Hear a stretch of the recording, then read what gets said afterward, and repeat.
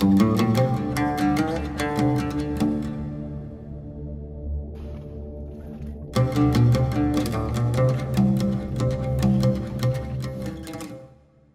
ste zmeškali prvú omanskú epizódu, požičali sme si v nej auto so strešným stanom, no stanujeme aj na zemi. V prvom vády sme sa úspešne podplávali do jaskyne, v ďalšom sme našli cestu dovnútra vády a nakoniec aj nazad. Rovnako tak z jaskyne, v ktorej sme sa podľa slov miestneho špekulanta mali sami stratiť. Spali sme na pár nádherných miestach a dnes v tom pokračujeme. Chceme ísť spať do púšte, no narazíme aj na ďalšiu, úplne inú pustatinu.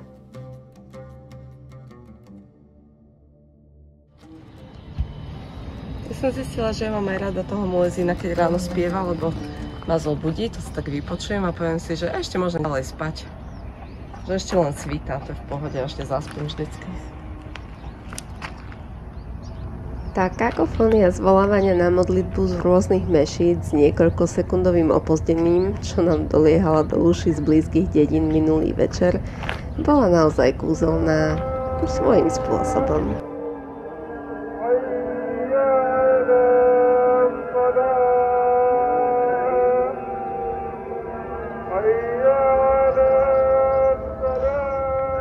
Toto bola asi najpokojnejšia noc, ako sme mali.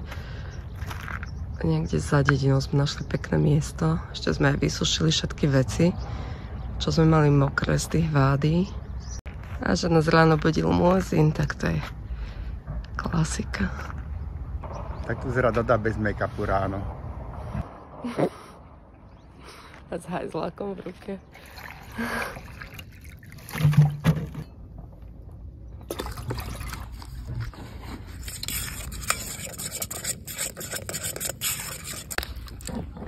Ozri, to je dobrotka.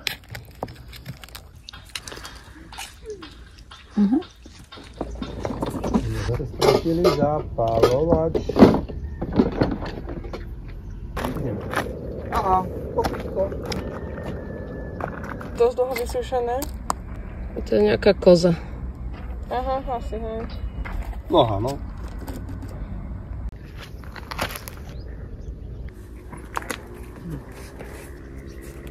Vrchový kút pripravený. No, s hygienou to je, ako sa len dá. A keďže sa dnes chystáme do púšte a chceme v nej aj prespať, radšej sa zásobíme vodou.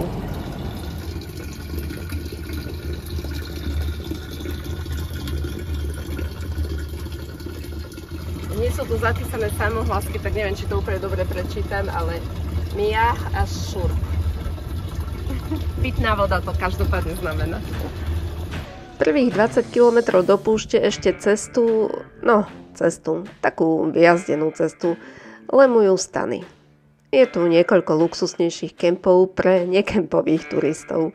Stany pre nich sú už pripravené so všetkým vybavením, aby sa už o nič starať nemuseli. Po 20 km už stretávame len pár tiav a oveľa viac kôz. A z času na čas aj auto s miestnymi pastiermi, ktorí tu pre svoje zvieratá majú v púšti napájadlá aj potravu. Púšť je so svojimi trsmi tráv zelenšie, ako sme si mysleli. Policajtov tu ale nepredpokladáme, tak si zajazdia aj decká. Hoci cesta vyjazdená, stratiť by sa tu tak trochu aj dalo. Koľaje v piesku sa odpájajú a mieria bohvie kam, ale pešia verzia aplikácie Maps.me nás drží ako tak v smere tohto 150-kilometrového prechodu naprieč púšťou. Nemyslíš, že dobre. Tak to si nepredstavujem tú cestu. Nám to boli dobre. Motor bol úplne na plné pecky ináč. Som mal pedál až úplne na spod.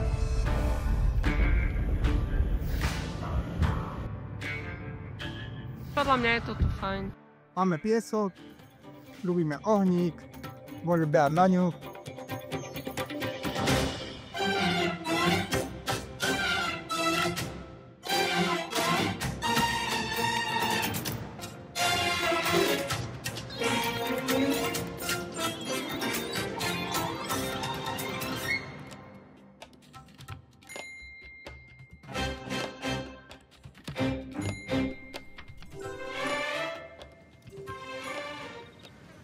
Prečo stávate tu na Dune tie stany? Lebo nám Beduín povedal, že máme spať v piesku alebo hore. Len tam dole tráva, že sú hady a škorpión. Aj nám diery ukazoval. Že vraj, no. Ale vravil, že tie hady vedia vyleť aj po rebríku. Skôr blbosť.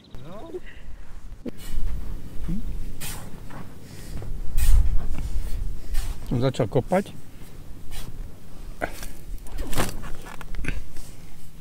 A sa mi to sype vždy naspäť. Musíš rýchlejšie kopať.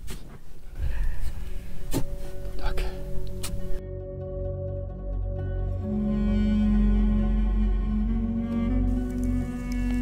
Som nečakala, že sa úplne zabije ten vietor na večer. Som myslela, že to bude trochu pofúkovať v tej púšti.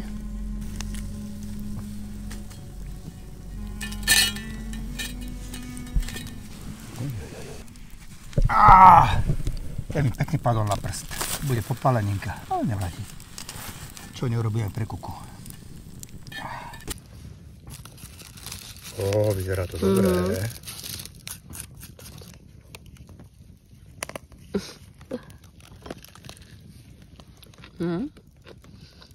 Asi je hotová.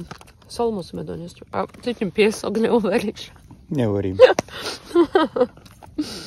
Taká piesková kukurica. Ten piesok je tam vlastne namiesto soli, že? No, asi. Mi to brzga pod chrupom celým. Ten piesok.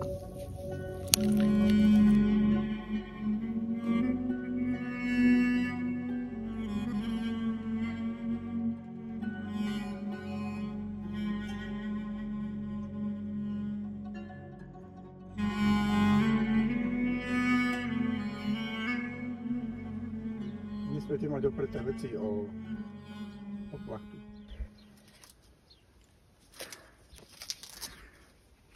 Aby do nich škorpióny v noci nešli. Tak som ich radšej zavesila.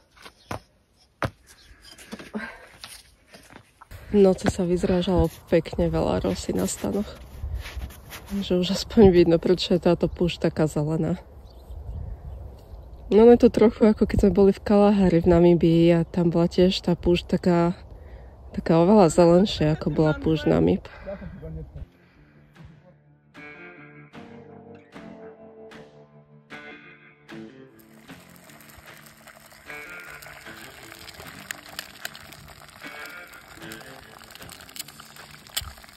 Je čas ísť. V noci bolo v púšti veľmi príjemne. Čakali sme dokonca aj nižšie teploty, ale teraz už začína byť teplo. Dobrú cestu a uvidíme, čo spraví navigácia. Čo hovorí navigácia?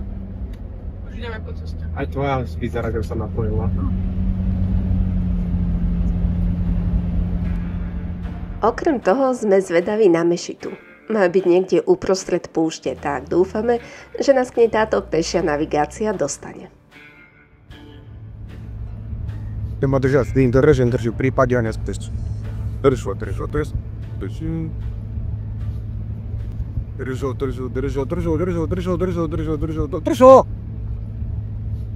Á, super.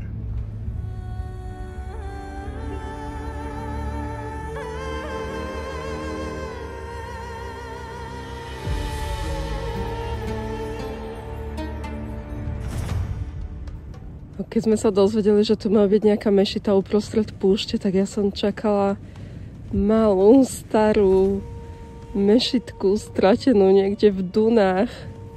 A tu je... wow. Rozhodne ešte na okraji púšte nie sme. O to viac nás veľkosť mešity prekvapí. Je tu len jej paštúnsky správca, ktorý vraví, že cez týždeň je tu celkom ticho a kľud. Ten paštún, čo je tu ako správca, vravel, že nejakých 50 ľudí sem chodíva na piatkové veľké modlitby. Takže oni sa tu zbehnú z celej púšte, tí beduíni.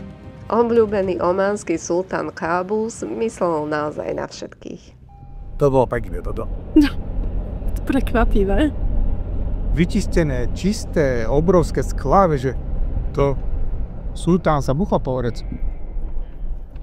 Mešita v púšti nás dostala natoľko, že ešte aj cestou ďalej cez púšť nerozmýšľame. A o to viac, keď sa jeden horizont za druhý míňajú bez náznaku konca púšte.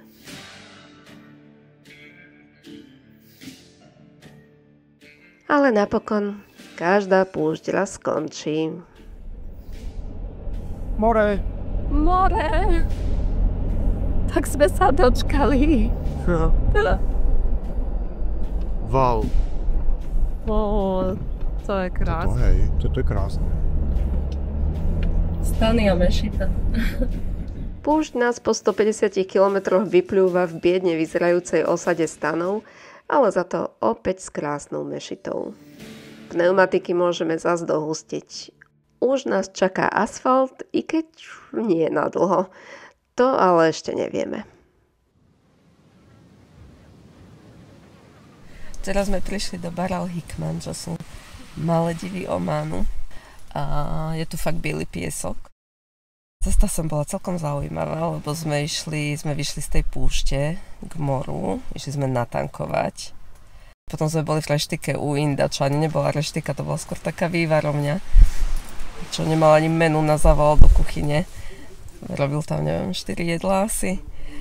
Nám pekne ukázal každé, dal nám ochutnať, sme si z toho vybrali, chutilo to úplne perfektne. No a potom cesta sem, koľko sme ináč išli? 40 km sme išli cez takú solnú pláň, kde fakt nebolo, že absolútne nič. Ani nikto naokolo, nič, že už aj v tej púšti bolo viacej života, jak tu. No a došli sme sem a sme na Maledivách. Miesto Bar Al Hikma nás riadne prekvapilo. Vedeli sme o ňom dopredu len toľko, že sú to vraj Maledivy Ománu a že sem takmer nikto nechodí. Až cestou sme zistili, prečo asi. Na tento výbežok Ománu nevedú žiadne ozajstné cesty, žiadne káble, ani stožiare. Občas len veľká pneumatika, ktorá má si naznačiť správnosť smeru. 40 kilometrov nie je naokolo nič. Nič. Časť cesty pripomína soľnú pláň, ako sme kedysi dávno prechádzali z Chile do Bolívie. A ak niekde prvýkrát naozaj seriózne ľutujeme, že tu nemáme dron, tak je to tu.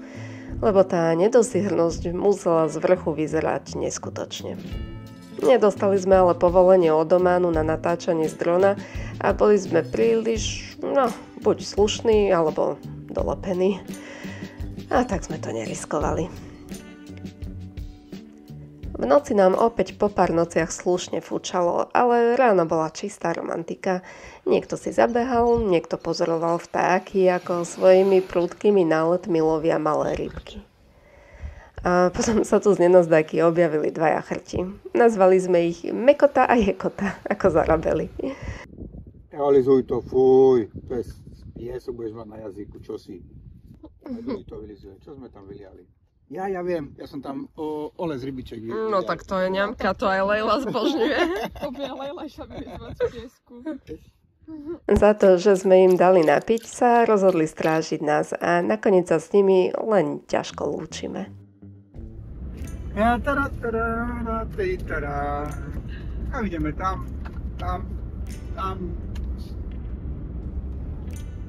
GPS tu nefunguje na 100%, ale hádam sa nestratíme ani cestou odtiaľto. Keby tu však nefungovalo vôbec, asi by sa tu dalo orientovať len s kompasom. Svojím spôsobom sme totiž na tom podobne ako v púšti. Jeden horizont vyzerá ako druhý. Kľudne by sme sa tu mohli vrtieť v kruhoch. Ešte necháme.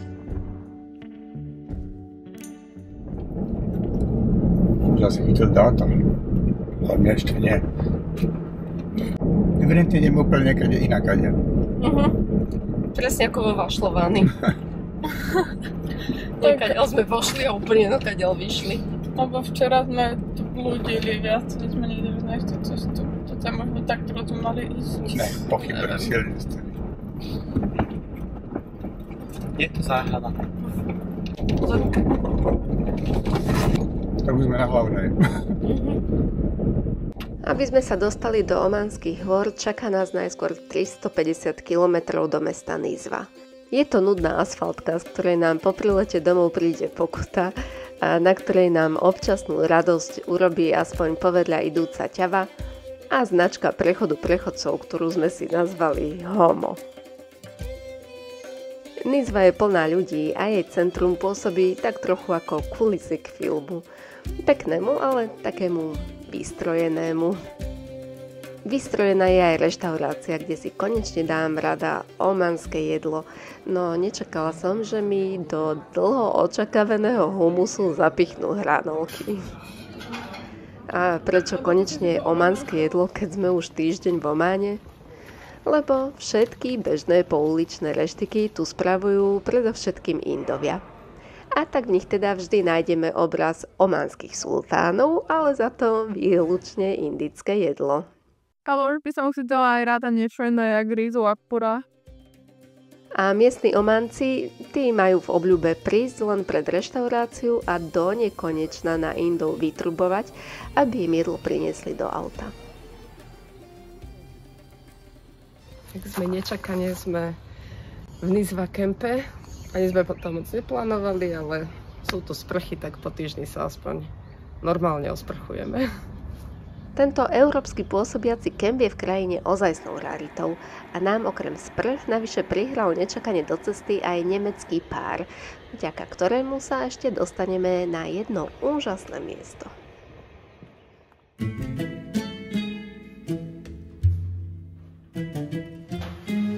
Toto ešte nie je ono, k tomu sa dostaneme neskôr, ale aj pevnosť Jabrin v nás zanecháva veľmi príjemný dojem. Cítiť z nej svoju orientálnu atmosféru, ako by sme boli vo filme Sebechlebskí hudci. Z mojich, ktorá žena? Prvá či štvrtá? Ja som tvoja Šeherezáda. Šeherezáda, choď do svojej komnaty, to je mužská miestnosť. Máš do svojej komnaty. A toto je tvoja komnata.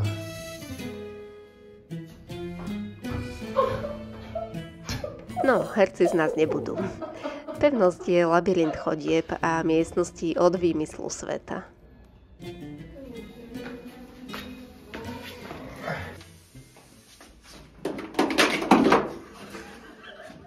To moderné výdobytky do väzenia nepatria. Ja som v pohode. Je tam šváb? Nie. Aj tu ich súdili, lebo toto je súdna miestnosť. A keď ich asi odsúdili, tak tadiaľ to ich poslali von. Nielen, že to tu vonia kadidlom a miestnosti sú krásne a pritom jednoducho náranžované, je tu aj pár iných zaujímavostí, ako je sklad ďatlí. Tak krásne vymyslené. To budisko. Ďatle sme si zamilovali my aj imám, ktorý tu vládol v 17. storočí. Buď ďatle jedol, alebo nimi kosil nepriateľov. No takže išli nepriatelia, to sme na nich vylievali ovocný olej. Ďatlový olej, no. Keby sa dalo, jednu noc v stanoch vymením za celú túto pevnosť len pre nás. V noci sa túlať po hrade, po všetkých chodbách, labyrintov. Na kontakty spávať je bankušov arabských. No, šup z filmu do reality. Realita je totiž taká, že dnes sú Vianoce. Moc pekne. Ja poviem, dole to vlády, nie? Z toho sedla sme prišli krásnou offroadovou cestou. Bolo pekné.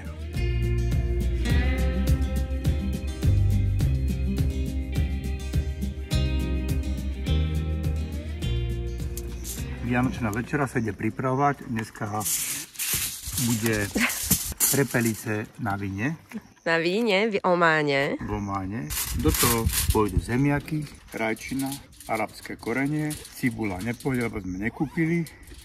Zabalíme a pôjde to celé pekne do pahreby. Trošku si poarabštíme Vianoce, dávame tam zátar.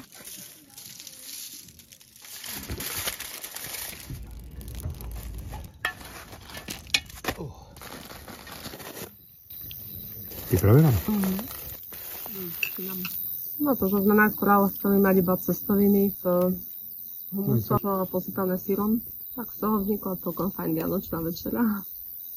To bolo zlé miesto, kam som si dala stan, veď tu sú asi žaby. No, bolo ich počuť pri tom zavlažovacom kanáli. To je vianočná žabka. A teraz si zatváram stále sieťku.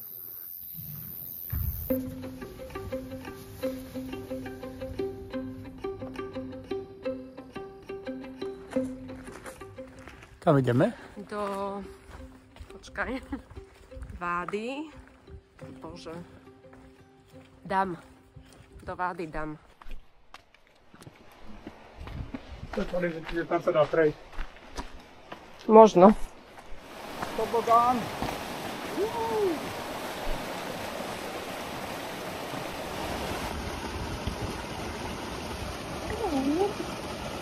Že padnem až dole.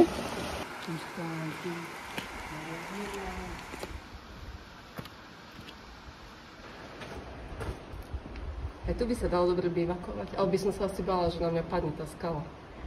Ja viem, že by nepadla, ale by som sa bála.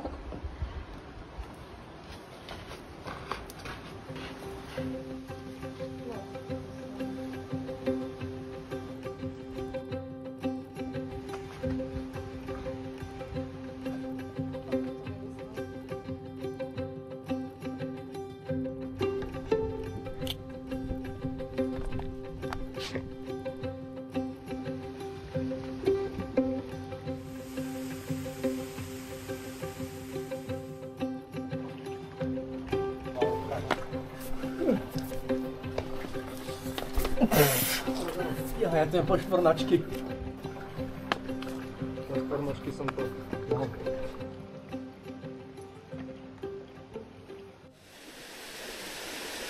A kadiaľ cez ten veľký balván? Môžeme aj tam prejsť. No, ja by som sa asi vrátila a tam to vyzerá byť lepšie. Cez ten strom stolka myslí, hej? A ty máš na pravú stranu. Maťko, že napravo.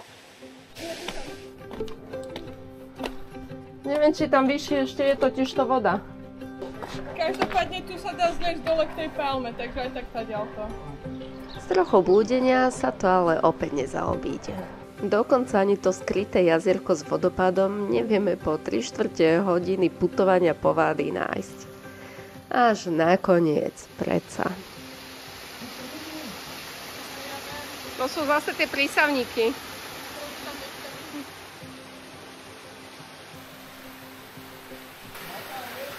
Ale dobrá je, dobrá.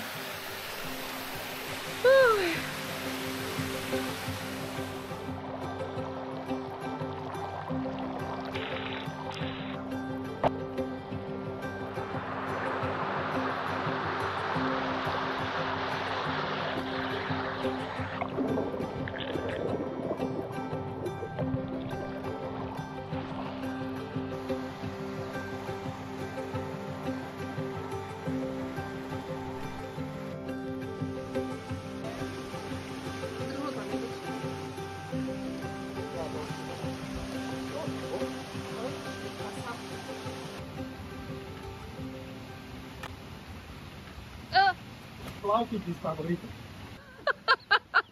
No nič, niekto sa ide kúpať.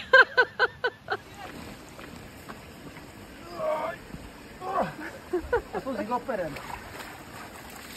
Plavky zachránené. Už boli suché skoro. Pred opustením Vády nám to nedalo a ešte jedno jazierko sme si našli. Ja som už síce nemala v pláne kúpať sa, ale...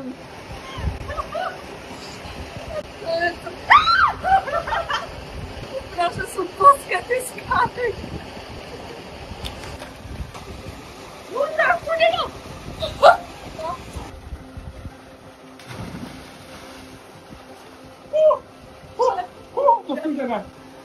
Vády Dam bolo príjemným dobrodružstvom a ďalšie nás čaká už zajtra.